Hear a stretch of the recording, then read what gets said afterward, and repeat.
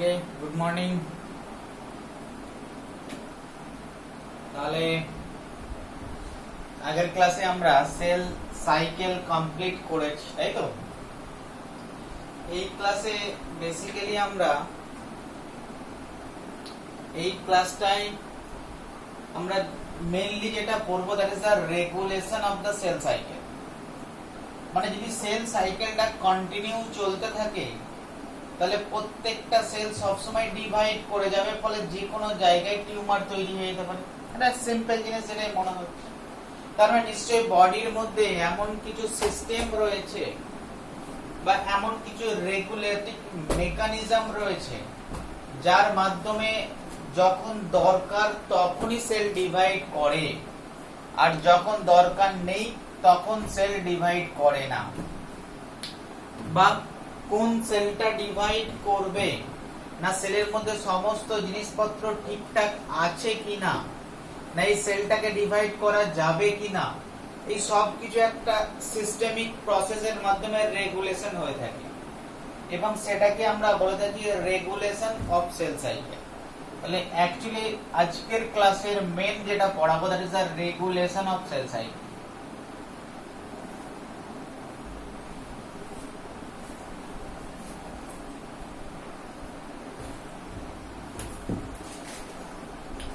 Cell cycle কিভাবে regulate হয়?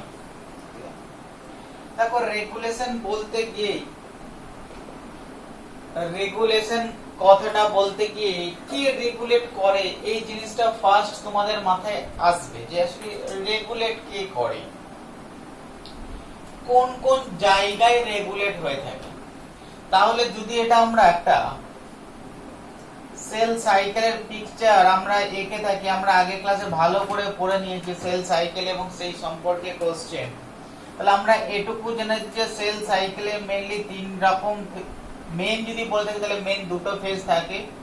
একটা থাকে ডিভিশনাল ফেজ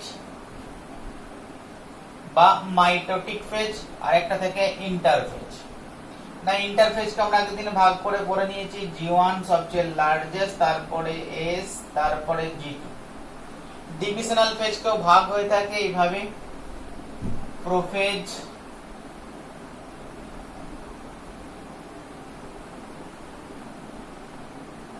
মেটাফেজ, অ্যানাফেজ এবং টেলোফেজ। তাহলে এটাই যেটা সেল সাইকেল হয়। তাহলে আমার কাছে দুটো কোশ্চেন আসবে, কি রেগুলেট করে এই সেল সাইকেলটা, আর কোন কোন জায়গায় রেগুলেট হয়, কোন কোন স্টেপে রেগুলেট হয়। তো প্রথম কোশ্চেনের আনসারে আসি, রেগুলেট করে কে? না, রেগুলেট কে করে যখন আমি দেখতে গেলাম, আমি যদি জিনিসটাকে এভাবে গ্রাফিক্যালি জিনিস দেখে থাকি, আমরা একটা প্রোটিনের সন্ধান পেলাম। না, যদি আমি সেল সাইকেলটাকে গ্রাফিক্যালি এঁকে থাকি, তাহলে যদি এটা G1 ফেজ হয়, এক মিনিট দাঁড়াও,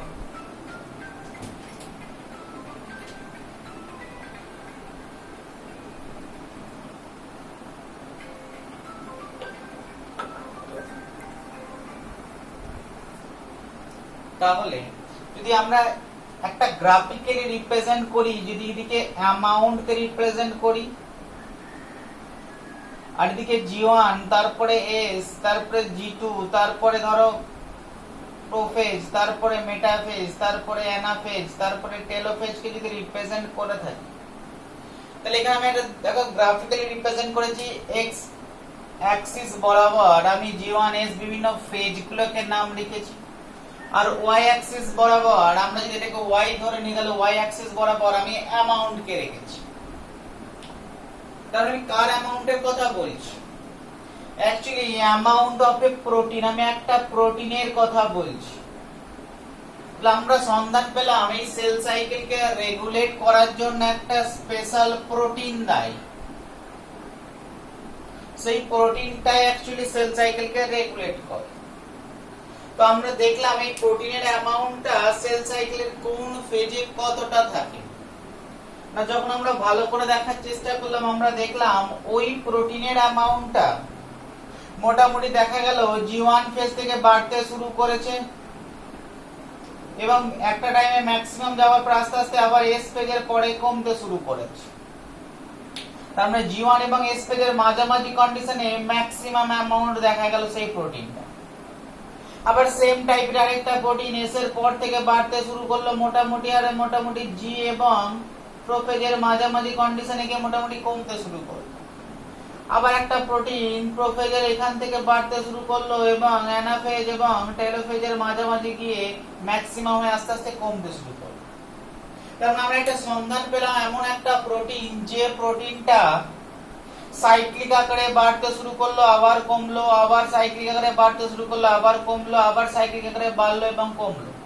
তাহলে একটা প্রোটিন এই সেল সাইকেলকে রেগুলেট করার জন্য সাইক্লিক আকারে একবার বাড়ছে কমছে, আবার বাড়ছে কমছে, আবার বাড়ছে কমছে, এভাবে হচ্ছে। তো তখন বলা হলো যেহেতু সেল সাইকেলকে রেগুলেট করে এই প্রোটিনটা সাইক্লিক আকারে এরকম বাড়া কমা করছে, তাই তুমি দেখো এই প্রোটিনটার নাম দিয়ে দাও সাইক্লিন। তাহলে একটা ইম্পর্টেন্ট প্রোটিন যেটা সেল সাইকেলকে রেগুলেট করে তার নাম হচ্ছে সাইক্লিন। তাহলে সমস্ত সায়েন্টিস্টরা বললো যে সাইক্লিন বলে একটা প্রোটিনই মেইনলি সেল সাইকেলকে রেগুলেট করে। এবং তারা দেখলো এই যে সাইক্লিন প্রোটিনের কথা বলছি, এই সাইক্লিন প্রোটিনটা জায়গায় জায়গায় অ্যামাউন্ট বেশি হচ্ছে এবং জায়গায় জায়গায় অ্যামাউন্ট কমছে।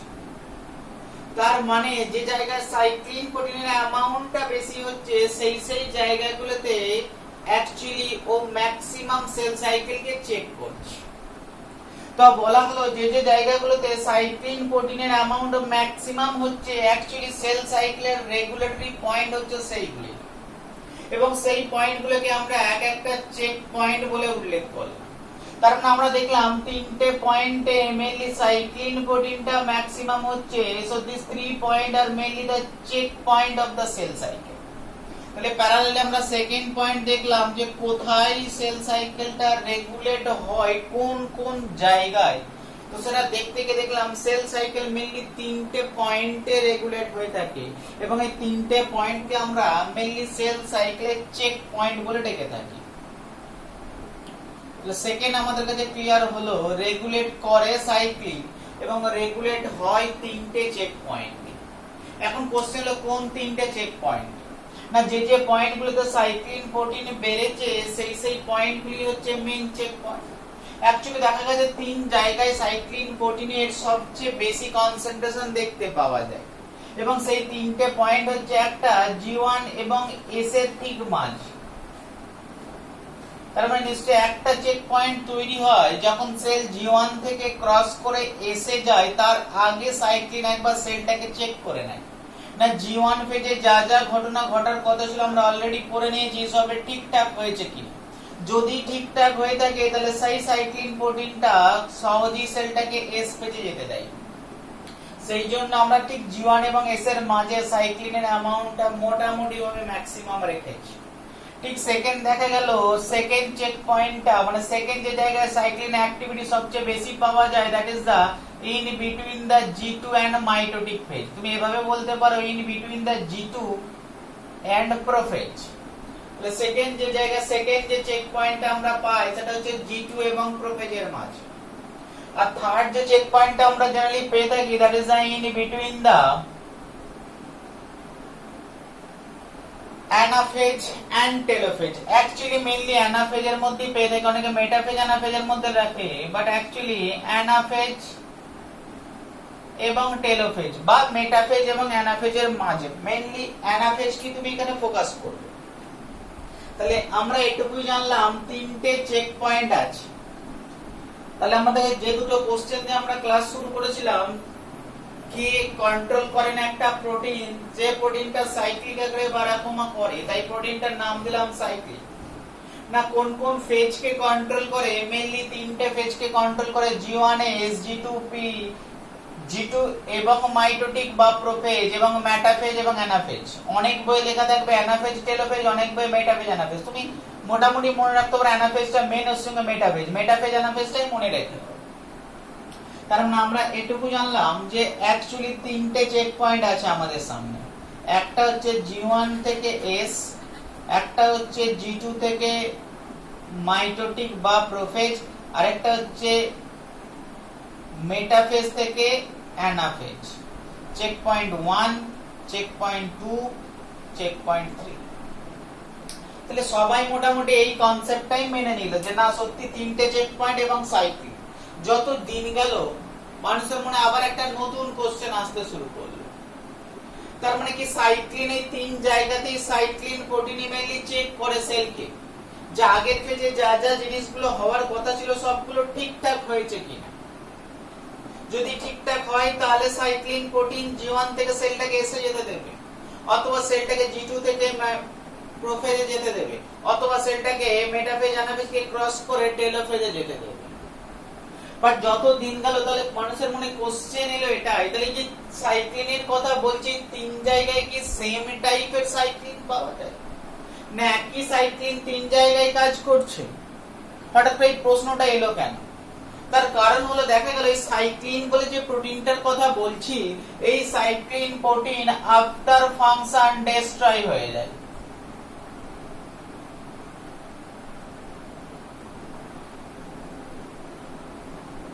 এই সাইক্লিন প্রোটিনটা কাজ করার পরে ধ্বংস হয়ে যায়। তার মানে কি এই কারণে লেভেলটা আস্তে আস্তে আমি কমিয়ে দিয়েছি। তাহলে তখন কোশ্চেনটা এলো, তাহলে বারবার কি এরকম একই টাইপের সাইক্লিন প্রোটিন তৈরি হচ্ছে?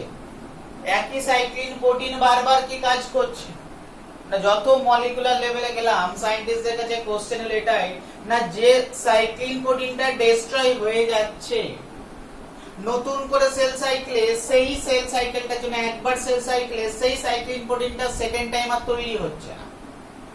তার মানে কোন সেল সাইকেলে কোন একটা সাইক্লিন প্রোটিন যদি একবার তৈরি হয়, সে আর দ্বিতীয়বার সেই সেম সাইক্লিন তৈরি হবে না।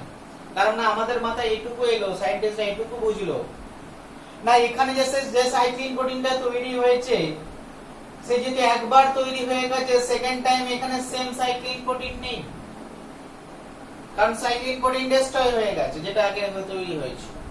আবার এখানে যে সাইক্লিন প্রোটিনটা লাগছে সেই সাইক্লিন প্রোটিনটা ডেস্ট্রয় হওয়ার পরে নেক্সট টাইম আর সেই সাইক্লিন প্রোটিনটা তৈরি হবে না। যত দিন গেল তারা সাইক্লিন প্রোটিনের উপর আরো বেশি ফোকাস করলো এবং তাদের কাছে এটুকু ক্লিয়ার হয়ে গেল না যে সাইক্লিন প্রোটিনটার কথা বলছি সেটা একটা টাইপের সাইক্লিন প্রোটিন না, মেনলি তিনটে চেক পয়েন্টে তিনটে টাইপের সাইক্লিন প্রোটিন পাওয়া যায়। তো তাদের সাইক্লিন প্রোটিনগুলো একটা করে নাম দেওয়া হলো না, সাইক্লিন প্রোটিন যেটা জি1 এবং এস এর মাঝে আছে সেই সাইক্লিন প্রোটিনটাকে আমরা সাইক্লিন ই বলে থাকি। যে সাইক্লিন প্রোটিন চেক পয়েন্ট 2 তে প্রেজেন্ট এই সাইক্লিন প্রোটিনটা আমরা সাইক্লিন এ বলে থাকি। আর যে সাইক্লিন প্রোটিনটা আমরা মেটাফেজ এবং অ্যানাফেজের মাঝে আছে চেক পয়েন্ট 3 তে আছে তাকে আমরা সাইক্লিন বি বলে থাকি। তার মানে জি1 চেক পয়েন্টে যে সাইক্লিনটা থাকে দিস ইজ সাইক্লিন ই, জি2 তে থাকে সাইক্লিন এ আর জি3 তে থাকে সাইক্লিন বি। তার মানে তিনটের স্ট্রাকচারই মোটামুটি এক হলেও বাট তিনটে সাইক্লিন প্রোটিন এক জিনিস না। ক্লিয়ার? তিন জায়গায় তিন রকম সাইক্লিন প্রোটিন লাগে। তাহলে আমার কাছে ক্লিয়ার হয়ে গেল কোন প্রোটিন সেল সাইকেলকে কন্ট্রোল করে সাইক্লিন, এবং সেই সাইক্লিন তিন রকম পাওয়া যায়, তিনটে চেক পয়েন্টে তিন রকম সাইক্লিন থাকে। আমার কাছে এটাও ক্লিয়ার হয়ে গেল সাইক্লিন প্রোটিন কাজ করার পর ডেস্ট্রয় হয়ে যায়। আমার কাছে এটা ক্লিয়ার হয়ে গেল তিনটে চেক পয়েন্ট আছে, কোন চেক পয়েন্টে কোথায় থাকে, কি কাজ করে, মোটামুটি আমাদের কাছে ক্লিয়ার হয়ে গেল। তো তখন থার্ড জিজ্ঞেস করা হলো, তাহলে তুমি আমাকে বলো তাহলে সাইক্লিন কিভাবে একটা সেলকে জি1 থেকে এস এ শিফট করে না? সাইক্লিন আরো সায়েন্টিস্টরা মলিকুলার লেভেলে যাওয়ার চেষ্টা করলো। তো তখন তাদের কাছে নেক্সট কোশ্চেন এলো, তাহলে মেকানিজমটা কিভাবে একটা সাইক্লিন প্রোটিন সেলকে জি1 থেকে এসে নিয়ে যাচ্ছে, বা কিভাবে একটা সাইক্লিন প্রোটিন জি2 থেকে সেলকে প্রোফেজে পাস করাচ্ছে, বা কিভাবে একটা সাইক্লিন প্রোটিন মেটাফেজ অ্যানাফেজকে ক্রস করে সেলকে টেলোফেজে পাঠাচ্ছে। সাইক্লিন কে একাই করে না একাই সাইক্লিন ই কি জি1 চেক পয়েন্টকে সেলকে ক্রস করতে হেল্প করে? তখন দেখা গেল না যে সাইক্লিনটার উপর যখন তারা আরো ফোকাস করলো তারা এটাও দেখতে পেল না যে সাইক্লিনটা তৈরি হচ্ছে যেটা সাইক্লিন ই বলি বা সাইক্লিন এ বলি বা সাইক্লিন বি বলি, সাইক্লিন যখন তৈরি হয় সেই সাইক্লিনটা অ্যাকচুয়ালি ইনঅ্যাক্টিভ সাইক্লিন থাকে। তাহলে আমরা আস্তে আস্তে সাইক্লিনের নেচারের দিকে যাচ্ছি। আমরা এটুকু জেনেছিলাম যে সাইক্লিন ডেস্ট্রয় হয়ে যায় এবং আরো ডিটেইলসে যখন গেলাম দেখলাম তিন রকম সাইক্লিন পেলাম।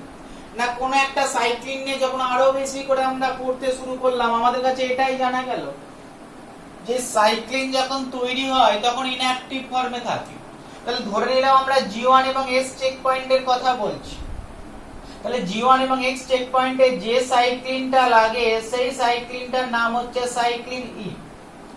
তাহলে তোমার কাছে একটা সেল রয়েছে যে সেলটা G1 ফেজে থাকে, তা সেলটার মধ্যে যা যা জিনিসপত্র হওয়ার কথা সমস্ত জিনিসপত্র G1 ফেজে কমপ্লিট হয়েছে না। G1 ফেজে যে যে জিনিসগুলো আমি পড়িয়েছি, যে যে ঘটনাগুলো ঘটে সব এই সেলটার মধ্যে হয়েছে। তাহলে সাইক্লিন ই যদি একে চেক করে তাহলে দেখে সমস্ত কমপ্লিট, তাহলে সাইক্লিন ই একাই কি সেলটাকে G1 থেকে এসে নিয়ে যেতে পারবে? এর কোশ্চেনে যখন আমরা অ্যানসার জানতে চাইলাম তখন জানা গেল এই সাইক্লিনটা জেনারেলি ইনঅ্যাক্টিভ ফর্মে থাকে। এই সাইক্লিনের একার কখনো ক্ষমতা নেই এই সেলটাকে G1 থেকে এসে শিফট করা। একে G1 থেকে এসে শিফট করতে গেলে এই সাইক্লিনটাকে অ্যাক্টিভ হতে হবে। তাহলে অ্যাক্টিভ হবে কি না, অ্যাক্টিভ হওয়ার জন্য আরো একটা প্রোটিন লাগে এবং সেই প্রোটিনটাকে আমরা বলে থাকি শর্টে বলে থাকি সিডিকে। ফুল ফর্ম যদি আমাকে বলা হয় যে cyclin dependent kinase. Cyclin dependent kinase. তাহলে আমার কাছে ক্লিয়ার হলো যে অ্যাকচুয়ালি একটা প্রোটিন না, এখন আমরা আরো একটা জিনিস আমার কাছে বেরিয়ে গেল যে সাইক্লিন ইনঅ্যাক্টিভ থাকে। যদি সেলকে পাস করাতে হয় বা সেলকে চেক করতে হয় তাহলে তাকে আরো একটা প্রোটিনের হেল্প নিতে হয় যে সাইক্লিন ই কে অ্যাক্টিভ করবে, এবং সেই প্রোটিনটার নাম হয়ে গেছে সাইক্লিন ডিপেন্ডেন্ট কাইনেজ সিডিকে। সাইক্লিনের উপর ডিপেন্ড করে এবং সাইক্লিন ডিপেন্ডেন্ট কাইনেজ এবং সাইক্লিন ই মিলে যে কমপ্লেক্সটা করে সিডিকে সাইক্লিন ই কমপ্লেক্স। আর এই কমপ্লেক্সটার ক্ষমতা হচ্ছে এই সেলটাকে G1 থেকে চেক করে এসে শিফট করা। যেই এসে শিফট করানো হয়ে যাবে সাথে সাথে তুমি আবার মনে করো সাইক্লিন বলে যে প্রোটিনটা থাকবে সেই প্রোটিনটা ধ্বংস হয়ে যাবে, বাট এর মধ্যে যে সিডিকে বলে যে প্রোটিনটা পড়ে থাকবে সেই সিডিকে প্রোটিনটা তুমি আবার রিইউজ করতে পারবে।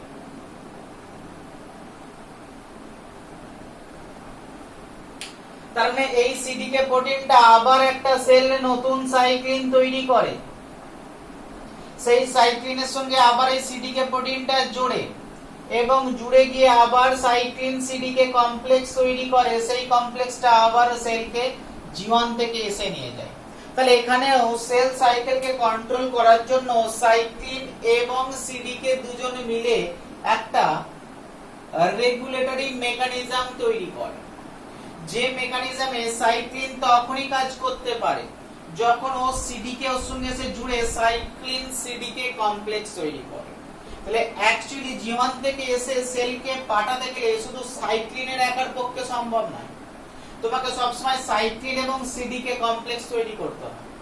এবং আমরা এটাই দেখলাম যেই মাত্র সাইক্লিন সিডিকে কমপ্লেক্স তৈরি হয়ে গেল সেই কমপ্লেক্স সেলটাকে G1 থেকে এসে শিফট করিয়ে দিল, বাট যেই মাত্র shift complete function complete cyclin E destroy, but এই সিডিকে কে তুমি আবার রিইউজ করতে পারলে আবার একটা নতুন সাইক্লিনের সঙ্গে যোগ করে আবার সাইক্লিন ই সিডিকে কমপ্লেক্স তৈরি করলে সেটা আবার নতুন ভাবে অন্য কোন একটা নতুন সেলকে G1 থেকে এসে শিফট করে।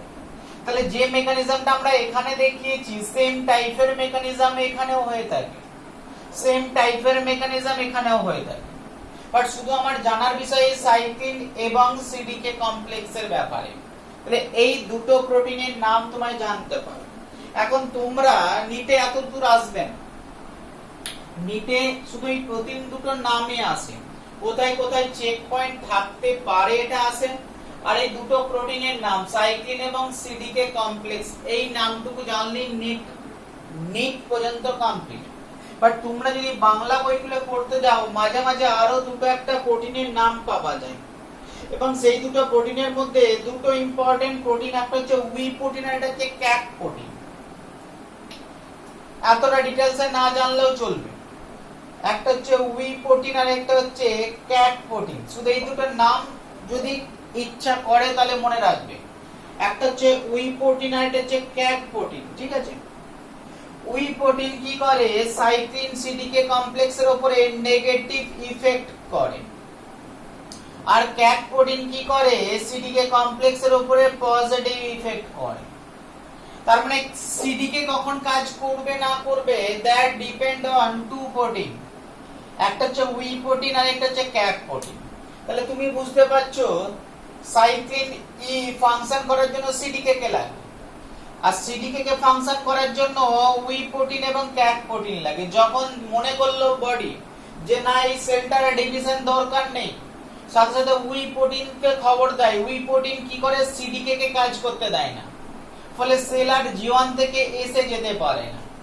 ঠিক সেরকমই যখন সেল দেখলো এই সেলটাকে আমাকে ডিভিশন করার প্রয়োজন আছে, সাথে সাথে উই প্রোটিনকে বসিয়ে দিয়ে ক্যাক প্রোটিনকে পাঠালো, তো ক্যাক প্রোটিন গিয়ে সিডিকে কে অ্যাক্টিভ করে দিল, সাথে সাথে সিডিকে এর সঙ্গে সাইক্লিন ই জুড়ে সিডিকে সাইক্লিন ই কমপ্লেক্স তৈরি হয়ে গেল, যা সেলটাকে আবার জি1 থেকে এসে শিফট করতে হেল্প করে। তাহলে এভাবে মেকানিজম গুলো রেগুলেট হয়ে থাকে। অনেক জায়গায় পড়বে সিডিসি 25, এতটা ডিটেইলসে না জানলেও চলবে, পরীক্ষায় আসে না, বাট এই বই জায়গাটা তোমরা পড়বে, সিডিসি 25 ও বাংলা বইগুলোতে পড়বে, এতটা না জানলেও চলবে। তোমরা উই প্রোটিন আর ক্যাক প্রোটিন এত দূর পর্যন্ত জানলেই অনেক। তাহলে আমরা বুঝে গেলাম যে কিভাবে একটা সেল সাইকেল রেগুলেট হয়ে থাকে। এইভাবে একটা সেল আমাদের বডি আমাদের সবসময় একটা স্পেশাল মেকানিজমের মাধ্যমে, কিছু স্পেশাল প্রোটিনের মাধ্যমে সেল সাইকেলকে সব সময় রেগুলেট করছে। তো তখন একটা জিনিস আসে, রেগুলেট করে এই দুটো প্রোটিন সাইক্লিন এবং সাইক্লিন ডিপেন্ডেন্ট কাইনেজ সেল সাইকেলকে তো রেগুলেট করছে, এটা তো আমরা জানলাম। বাট যদি দেখো রেগুলেট করার সময়, চেক করার সময় ওরা চেক করছে মেনলি কি, রেগুলেট করছে মানে মেনলি চেক করছে। তো ওরা চেক করার সময় দেখলো না জি1 ফেজে সেলটার মধ্যে যা যা জিনিসপত্র হওয়ার কথা সমস্ত জিনিসপত্র ঠিকঠাক হয়েছে, তাহলে সিডিকে এবং সাইক্লিন কমপ্লেক্স ওই সেলটাকে জি1 থেকে এসে শিফট করতে হেল্প করবে। বাট এরকমও তো হতে পারে না, কোন একটা সেলকে এস ফেজে যাওয়ার আগে, এস মানে সিনথেসিস, মেনলি ডিএনএ রেপ্লিকেশন হয়, বাট ডিএনএ রেপ্লিকেশন হবার যা যা জিনিসপত্র দরকার সব জি1 এ তৈরি হয়। তো যখন এই কমপ্লেক্স এই সেলটাকে চেক করলো, তো চেক করার পরে দেখা গেল যা যা জিনিসপত্র জি1 ফেজে হওয়ার কথা ছিল এই সেলটার মধ্যে সবটা ফুলফিল করছে, তাহলে এই কমপ্লেক্সটা করবে কি? তাহলে কোশ্চেন হচ্ছে দুটো না, তুমি একজন পরীক্ষার্থী এসছে, একজন তোমার কাছে পরীক্ষা এসছে, তো পরীক্ষা নিয়ে তোমার তার দুটো রেজাল্ট দিতে পারো, আইদার সে পাস করবে অথবা সে ফেল করবে। তাহলে এই কমপ্লেক্সটাকে এই সেলটাকে চেক করবে। তাহলে জি1 থেকে এসে যাওয়ার আগে যে সেলটা তোমার কাছে আছে সিডিকে সাইক্লিন কমপ্লেক্স, এই সেলটাকে চেক করবে, কে চেক করবে? এক্ষুনি আমরা বললাম সিডিকে সাইক্লিন কমপ্লেক্স। তাহলে সিডিকে সাইক্লিন কমপ্লেক্স এই সেলটাকে চেক করবে। তাহলে থার্ড ইম্পর্টেন্ট একটা এমসিকিউ এর দিকে আমরা যাচ্ছি। তাহলে এটুকু আমরা জেনেছি। তাহলে চেক করার পরে এর রেজাল্ট দুটো হতে পারে, একটা হতে পারে পজিটিভ রেজাল্ট, আরেকটা হতে পারে নেগেটিভ রেজাল্ট। এটা তো নরমাল। তাহলে যদি পজিটিভ রেজাল্ট হয়, না চেক করে দেখলো সেলটার মধ্যে যা যা জিনিসপত্র হওয়ার কথা সবই ঠিকঠাক রয়েছে, তাহলে পজিটিভ রেজাল্ট মানে সেলটা জি1 থেকে এখন এন্ট্রি করবে, এসে এন্ট্রি করে যাবে। বাট যদি রেজাল্টটা নেগেটিভ হয়, তাহলে সেলটা জি1 থেকে এসে এন্ট্রি করতে পারে না। কি হয় ব্যাপারটা না, যখন সিডিকে সাইক্লিন কমপ্লেক্স দেখে যে যতটা ক্রাইটেরিয়া জি1 এ ফুলফিল হওয়ার কথা ছিল সমস্ত ক্রাইটেরিয়া আমি এখানে ফুলফিল পাচ্ছি না, সাথে সাথে একটা স্পেশাল প্রোটিনকে সিগন্যাল দেয়, এবং দ্যাট প্রোটিন হচ্ছে p53 জিন। প্রোটিন বললাম অ্যাকচুয়ালি একটা জিন। তাহলে যখনই সিডিকে সাইক্লিন কমপ্লেক্স দেখে যে রেজাল্ট নেগেটিভ, ও সাথে সাথে ট্রিগার করে মানে অ্যাক্টিভ করে একটা স্পেশাল জিনকে, সেই জিনটার নাম হচ্ছে P53 জিন। তাহলে সিডিকে সাইক্লিন কমপ্লেক্স সাথে সাথে একটা স্পেশাল জিনকে, আমাদের জিনোমে প্রত্যেকটা সেলের জিনোমে এই স্পেশাল জিন পাওয়া যায়, P53 জিনোম বা জিন। তাহলে এই P53 এটা শুধু নামটা মনে রাখো, এই P53 জিন বলে একটা জিন আমাদের সেলের মধ্যে রয়েছে। তো সাথে সাথে P53 জিনকে ট্রিগার করে। P53 জিন তখন দুটো জিনিস করতে পারে। এক না, P53 জিন যদি দেখে সেলটাকে আবার একবার চেক করে, আবার চেক করা মানে P53 মানে এটার উচ্চতর একজনকে ডাক দেয় যে আমি মনে হচ্ছে যেন সেলটার মধ্যে নেগেটিভ জিনিস আছে। তাহলে তোমাকে আমি দায়িত্ব দিলাম, P53 জিনকে বললো তোমাকে আমি দায়িত্ব দিলাম, তাহলে তুমি একবার সেলটাকে চেক করে দেখো দেখিনি সব ঠিকঠাক আছে কিনা, কোন জায়গায় প্রবলেম আছে। তো P53 জিন যখন দেখলো সেলটাকে চেক করলো, চেক করে দেখলো যে হয়তো সেলটার মধ্যে এতটাই প্রবলেম রয়েছে যে যাতে করে সেলটা ডিভাইড করলে ক্ষতি হতে পারে, বডির ক্ষতি হতে পারে, ঠিক আছে। তখন P53 জিন কি করে না, P53 জিন ও রেজাল্ট দিল নেগেটিভ, বলল না সেলটার মধ্যে G1 ফেজে যে কাজগুলো হয়েছে একদমই বাজে কাজ হয়েছে। সেলটা যদি কোনো ক্রমে ডিভাইড করে যায় তাহলে আমাদের বডির রেজাল্ট ক্ষতি হতে পারে। তাহলে P53 জিনও রেজাল্ট দিল নেগেটিভ, এবং সাথে সাথে P53 আবার একটা জিনকে পাঠালো, সেই জিনটার নাম হচ্ছে ক্যাসপার, সেই জিনটার নাম হচ্ছে ক্যাসপার জিন। অনেক নাম আছে, ক্যাসপার 9 বলে একটা জিন পাওয়া যায়, মোটামুটি এটা নাম মনে রাখলেও চলবে। এই ক্যাসপার 9 বলে একটা জিনকে জানান দিল। এ কিন্তু চেক ফেক নয়, এ কি করে ডাইরেক্ট এই সেলটাকে, যে সেলটা এসেছিল সেই সেলটাকে ডাইরেক্ট নষ্ট করে দেয়, ডেড হয়ে যায় সেলটা। ঠিক আছে, সেই জন্য অনেকে বলে থাকে P53 ইজ আ সেলের ডেড এর জন্য দায়ী, বাট অ্যাকচুয়ালি ক্যাসপার 9 বলে জিনটা যেটা আছে, সেই ক্যাসপার 9 জিনটাই সেলের একটা ডেড এর জন্য দায়ী, যে জিনটাকে কন্ট্রোল করে P53 জিন। তাহলে এই সেলটার ফেট এটা একটা হতে পারে, যদিও ফেল করে তাহলে তার ফেট একটা হতে পারে সেলটা পুরোপুরি ডিস্ট্রয় করে দিতে পারে, অথবা ফেট আরো একটা হতে পারে দেখলো না সবই ঠিকঠাক আছে, দু এক জায়গায় একটু প্রবলেম হয়ে গেছে, না এই প্রবলেমগুলো সাময়িক প্রবলেম, এই প্রবলেমগুলোকে আমরা ঠিক করে আবার নতুন করে সেল সাইকেলে নিয়ে আসতে পারি, সেলটা ডিভাইড করাতে পারি। তো তখন P53 জিন কি সিগন্যাল দেয়, বলে আপাতত নেগেটিভ বাট এটা পজিটিভ হতে পারে। তো তারা একটা স্পেশাল জায়গা তৈরি করে সেল সাইকেলের মধ্যে, এবং সেই সেল সাইকেলের মধ্যে সেলটাকে সেই জায়গায় এন্ট্রি করে রাখে, যে যখন ঠিক হবে তখন আবার তুমি আমি তাকে সেল সাইকেলে ব্যাক করাবো। তো সেল সাইকেলের মধ্যে একটা স্পেশাল ফেজকে তারা তৈরি করে, এবং সেই ফেজকে অনেকে G0 ফেজ বলে, অনেকে G0 ফেজ বলে, অনেকে এই ফেজটাকে কোয়েসেন্ট ফেজও বলে থাকে। তাহলে এই ফেজটার নাম হচ্ছে G0 ফেজ। তাহলে এই G0 ফেজে সেলটাকে টেম্পোরারি কিছুদিনের জন্য সাসপেন্ড করে রাখা হয়, সেল ইজ সাসপেন্ডেড বলা হয়, এখানে সেল সাসপেন্ড থাকে। তুমি ভুল কাজ করেছো তাই তোমাকে সাসপেন্ড করে দেওয়া হলো, তাহলে সেলকে সাসপেন্ড করে রাখা হয় টেম্পোরারি। যদি যখন কারেক্ট হবে তখন তাকে আবার সেল সাইকেলে নিয়ে আসা হয়। তাহলে আমি বুঝলাম যে কিভাবে একটা সেলকে রেগুলেট করা হয়। রেগুলেটরের রেজাল্ট দুটো হতে পারে, কে রেগুলেট করে, সিডিকে সাইক্লিন কমপ্লেক্স রেগুলেট করে, এবং সেই রেগুলেটরের রেজাল্ট দুটো হতে পারে, আইদার পজিটিভ রেজাল্ট অথবা নেগেটিভ রেজাল্ট। পজিটিভ রেজাল্ট হলে no problem, cell can enter into the S page, but if the result is negative then the phenomenon is more complex। কি হয় না, সিডিকে সাইক্লিন কমপ্লেক্স সাথে সাথে that can trigger the special gene in our genome, and that gene is called the P53 gene। P53 জিনকে trigger করা হয়। Then this p53 gene again check this cell, again result positive or negative. If the result is fully negative, যে জানা গেল যে সেলটার মধ্যে কোনো রকম ভাবে কারেকশনের কোনো চান্স নেই, সাথে সাথে p53 জিন ক্যাসপার 9 জিনকে খবর পাঠায়, বলে সেলটাকে ডিস্ট্রয় করে দাও, সেলটাকে নষ্ট করে দাও।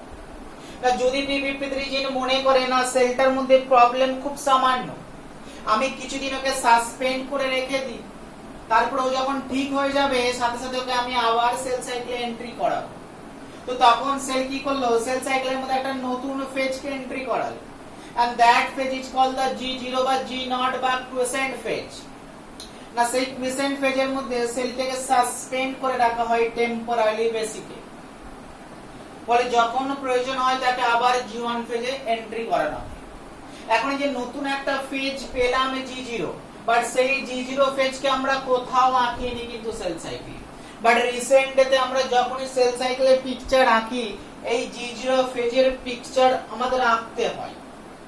এখন এখানটা নিয়ে বহুত কনফিউশন, কিছু জন মনে করছে G0 ফেজটা present within G1 phase, আবার কিছু জন মনে করে G0 ফেজটা সেল সাইকেলের বাইরের ফেজ।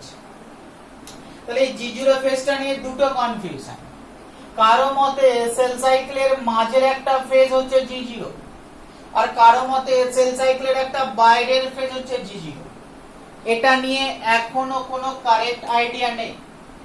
NCERT বলছে G0 is the exit from cell cycle, ঠিক আছে, বাট অনেকে দেখে পুরনো NCERT পিকচারে এখনকারটা আমি মনে পড়ছে না যেখানে G0 কে সেল সাইকেলের মধ্যেই আঁকা হয়েছে, ফলে একটা কনফিউশনের জায়গা আছে। বাট তোমাদের আমি অ্যাডভাইস করব যে তোমরা মনে রাখবে G0 is the present within the cell cycle, cell সাইকেলের একটা ফেজ G0, ঠিক আছে, সেল সাইকেল থেকে এক্সিট ফেজ নয় G0, ফলে G0 কে মেইনলি এক্সিট ফেজ না বলে G0 কে সেল সাইকেলের একটা ফেজ বলে রাখতে পারো, রিজার্ভ ফেজ বলে মনে করতে পারো।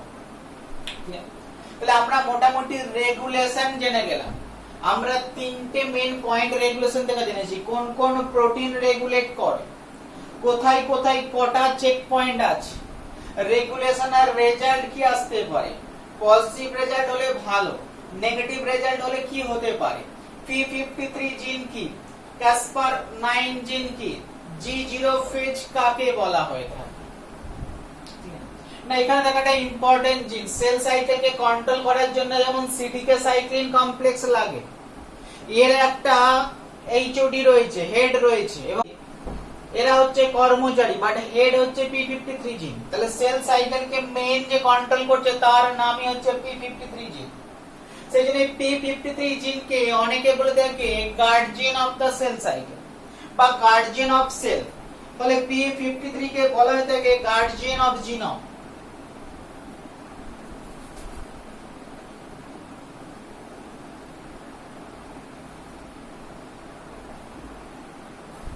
p53 সেল জিনটাকে অনেক সময় গার্ডিয়ান অফ জিনোম বলেও আমরা ডেকে থাকতে পারি।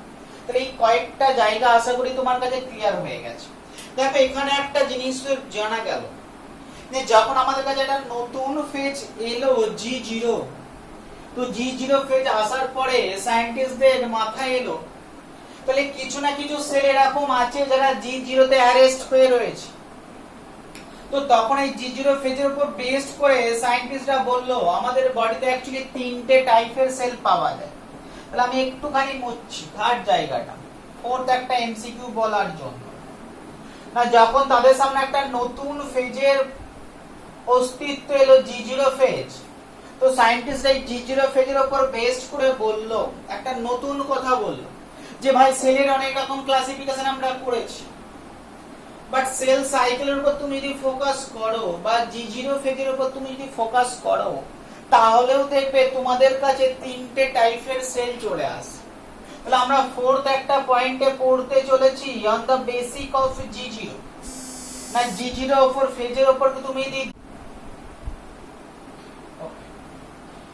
তাহলে যদি সেলকে আমি বললাম অনেক রকম ক্লাসিফাই করতে পারি, তাহলে ঠিক এই G0 4 নম্বর আমি যদি G0 উপর বেসড করে দেখে থাকি তাহলেও সেলকে আমরা মোটামুটি 3 ভাগে ভাগ করতে পারি। না কিছু সেল আছে বলি আমরা ল্যাবাইল সেল, কিছু সেল আছে আমরা বলে থাকি টেম্পোরারি সেল, কিছু সেল আছে বলে দা পার্মানেন্ট সেল। তাহলে ল্যাবাইল সেল কাকে বলে? না ল্যাবাইল সেল আমরা সেই সমস্ত সেলগুলোকে বলে থাকি যেগুলো জেনারেলি G0 তে এন্ট্রি করে না, না যাদের কখনো G0 তে পাঠানোর প্রয়োজনই হয় না, কারণ তারা সব সময় ডিভাইড করে যাচ্ছে। এবং তার মধ্যে সবচেয়ে কমন যদি আমাকে एग्जांपल বলতে বলো আমি বলবো স্কিনের সেল। দেখো আমাদের প্রতিদিন প্রচুর স্কিন সেল ডেড হচ্ছে, আবার নতুন নতুন স্কিন সেল তৈরি হচ্ছে। আমাদের জিআইটি গ্যাস্ট্রো ইন্টেস্টিনাল ট্র্যাক্ট, খাবার খাচ্ছ অত খাবার পেটের টিউব দিয়ে যাচ্ছে, তো টিউবের গায়ে যে সমস্ত সেলগুলো আছে সেই সেলগুলো অনবরত নষ্ট হচ্ছে, আবার নতুন নতুন সেল তৈরি হচ্ছে। তাহলে এই সমস্ত সেলগুলোকে তুমি যদি অ্যারেস্ট করে G0 তে পাঠিয়ে দাও তাহলে প্রচুর সমস্যা হবে। ফলে এই সমস্ত সেলগুলো কখনোই G0 তে এন্ট্রি করে না, এটা করে সব সময় ফোকাসে রাখা যাতে এর মধ্যে কোনো রকম ভুল না হয়। ফলে এই সমস্ত সেলগুলো G0 তে এন্ট্রি করে না, এরা সব সময় ডিভাইড করে যাচ্ছে, সব সময় এরা ডিভাইড করে যাচ্ছে। তো এরকমই एग्जांपल আমি দিলাম, যেমন স্কিন সেল হতে পারে, জিআইটি যে সমস্ত সেল আছে এই সেলগুলো হতে পারে। টেম্পোরারি সেল বলতে আমরা কি বুঝি? না ধরো লিভারের মধ্যে এমন একটা সেল রয়েছে, আমাদের লিভার রয়েছে, তো লিভারে একটা পার্টিকুলার শেপ রয়েছে। লিভার হচ্ছে আমাদের বডিতে প্রচুর ফাংশন করে থাকে, তো সেই জন্য লিভারের মধ্যে অলরেডি কিছু সেলকে সাসপেন্ড করে রাখা হয়ে থাকে, G0 তে অ্যারেস্ট করে রাখা হয়ে থাকে। বলে যে ভাই চুপ করে বসে থাকো, যদি কোনো সেল ডেড হয়ে যায় তাহলে সাথে সাথে তোমাকে আমি আবার সেল সাইকেলে এন্ট্রি করে দেবো, তুমি একটা নতুন সেল তৈরি করে ফেলবে। তাহলে আমাদের লিভারের ক্ষেত্রে এমন কিছু সেল পাওয়া যায় যে সেলগুলো G0 তে সাসপেন্ড থেকে থাকে টেম্পোরারি বেসিকে, কিছুদিনের জন্য সাসপেন্ড হয়ে রয়েছে, বাট যখনই প্রয়োজন হবে সেই সেলগুলো এগেইন G0 থেকে এগেইন G1 এন্ট্রি করবে, আবার নতুন সেল তৈরি করবে। তাহলে এই সেলগুলোকে আমরা বলে থাকি টেম্পোরারি টাইপ অফ সেল, যেগুলো মেইনলি G0 তে অ্যারেস্ট অবস্থায় থাকে। আর কিছু সেল আছে যারা কখনোই ডিভাইড করে না, ওরা ওখানে বলা হয় চিরকালই এরা G0 তে অ্যারেস্ট, ওকে আমরা কখনোই G1 এ এন্ট্রি করতে দেবো না।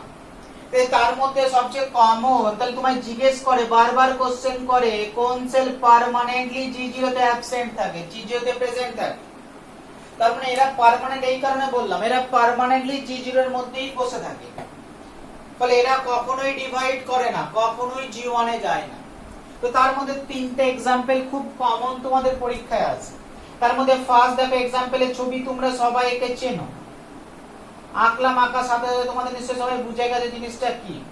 দিস দা নিউরন, নিউরন কখনোই ডিভাইড করে না, তাহলে নিউরন সেল সব সময় G0 এর মধ্যেই অ্যারেস্ট হয়ে বসে থাকে। ফলে এই সেলটাকে একবার হবার পরে ওকে G0 এর মধ্যে অ্যারেস্ট করে রাখা হয়, একে কখনোই আর নতুন করে ডিভাইড করতে দেয় না।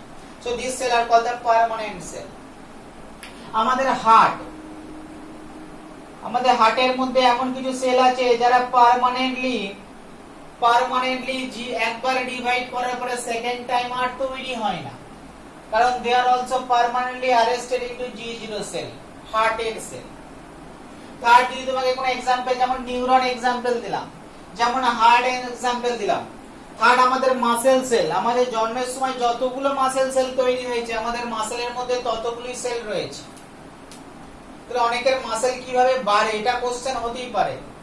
তাহলে আমার যদি মাসেল সেলের নাম্বার ফিক্স থাকে তাহলে আমাদের মাসেল সেলের মাসেল কারো ফুলে যায় কি করে, টোন ফুলে কি করে, ব্যায়াম যারা করে, তাহলে এটা আমরা মাসেল যখন চ্যাপ্টার পড়াবো লোকোমোশন এবং মুভমেন্ট তখন তোমাকে আমি ডিটেইলসে পড়াবো। তাহলে এখন মনে রাখো মোটামুটি আরেকটা एग्जांपल হচ্ছে মাসেল সেল।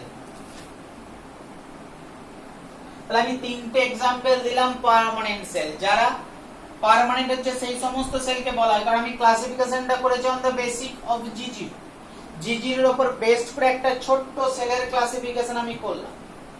না কিছু সেল আছে যারা কখনোই G0 তে এন্ট্রি করে না, তারা সব সময় ডিভাইড হয়ে যায়, তাহলে সেই সেলগুলোকে আমরা বলে থাকি ল্যাবাইল সেল, যেমন স্কিন সেল, জিআইটি সেল। কিছু সেল আছে যারা টেম্পোরারি অ্যারেস্ট আছে, প্রয়োজনের সময় তাদেরকে আবার ব্যাকে নিয়ে আসা হবে, তাদেরকে আমরা বলে থাকি টেম্পোরারি সেল। তাদের মধ্যে একটা ইম্পর্টেন্ট एग्जांपल দিলাম লিভার সেল। কিছু সেল আছে যারা পার্মানেন্টলি G0 তে অ্যারেস্ট থেকে যায়, তারা কখনোই সেল সাইকেল আর করে না, একবার ডিভাইড হওয়ার পর আর সেকেন্ড টাইম ডিভাইড হয় না। তার মধ্যে তিনটে ইম্পর্টেন্ট एग्जांपल দিলাম, নিউরন সেল, হার্টের সেল এবং মাসেল সেল। ঠিক আছে, তাহলে আমরা মোটামুটি সেল সাইকেল আর রেগুলেশন সম্পর্কে চারটে জায়গা থেকে কোশ্চেন আসতে পারে।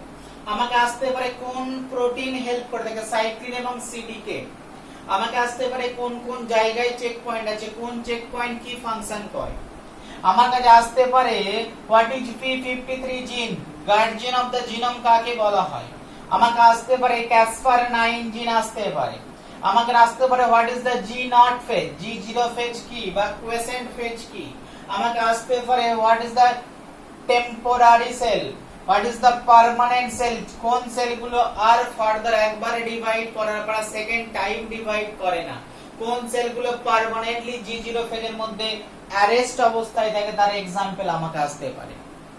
ক্লিয়ার? এখন দেখো একটা কোশ্চেন তোমাকে ঘুরিয়ে দেয় যে ক্যান্সার সেলের মধ্যে কোন জিনিসটা, ক্যান্সার সেল তো সব সময় ডিভাইড করে, তাহলে ক্যান্সার সেলে কি কখনো G0 হতে পারে?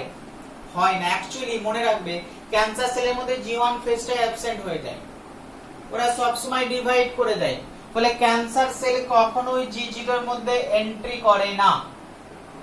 বলে তোমাকে এরকম একটা ঘুরিয়ে দিল কোন সেলে কখনো G0 ফেজ দেখতে পাওয়া যায় না, তাহলে তার মধ্যে একটা অ্যানসার হবে ক্যান্সার সেলে। তাহলে আশা করছি regulation of the cell cycle তোমার কাছে কমপ্লিট হয়ে গেল। নেক্সট ক্লাসে আমরা টাইপ অফ সেল ডিভিশন, কি কি টাইপের সেল ডিভিশন কাছে আমাদের अवेलेबल আছে, কিভাবে সেল ডিভিশনের টাইপ গুলো হলো, অ্যামাইটোসিস, যদি অ্যামাইটোসিস টার্মটা এখন আমরা ইউজ করি না, বাট কিছু কিছু পুরনো বইয়ে অ্যামাইটোসিস কথাটা দেওয়া আছে, তাও একটু ছোট্ট করে আমি অ্যামাইটোসিসটা বলবো। আমরা মেইনলি কাকে মাইটোসিস বলা হয়, কাকে মিয়োসিস বলা হয়, মাইটোসিস এবং মিয়োসিসের মধ্যে ডিফারেন্সটা কোন জায়গায় হয়, কোন কোন সেলের মধ্যে মাইটোসিস হয়, কোন কোন সেলের মধ্যে মিয়োসিস হয়, মাইটোসিস কিভাবে হয়, মিয়োসিস কিভাবে হয়, এগুলো আমরা নেক্সট ক্লাসে আলোচনা করব। আজকে আমাদের এই পর্যন্তই থাক, নেক্সট 4th ক্লাসে আমরা টাইপ অফ সেল ডিভিশনে এন্ট্রি করব। ওকে বাই, ভালো থেকো।